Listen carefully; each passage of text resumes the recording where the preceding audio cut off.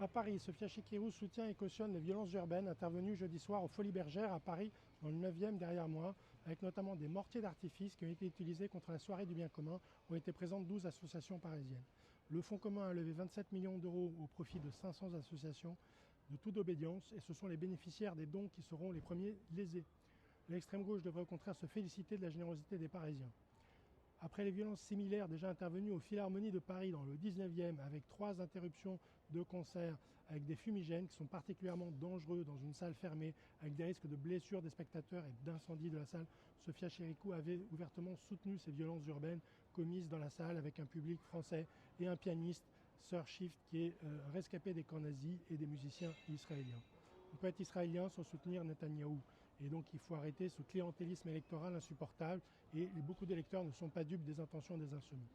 Cela constitue clairement une incitation à la haine raciale en raison de sa nationalité, de sa confession ou de sa race. L'antiracisme est devenu un racisme ordinaire, l'antifascisme est devenu un totalitarisme. On voit bien la stratégie du chaos urbain défendue par Jean-Luc Mélenchon. Le temps, Manuel Bompard affirmait: si un jour les juifs sont menacés, ils auront plutôt intérêt à se réfugier chez un militant LFI ou qu'un militant du RN, et aujourd'hui clairement dépassé, et on peut en douter.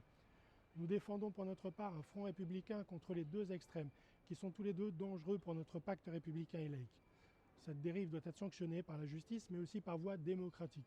Et la gauche, Emmanuel Grégoire, doit condamner clairement cette dérive et refuser toute alliance avec les insoumis, et clarifier sa situation vis-à-vis des Parisiens.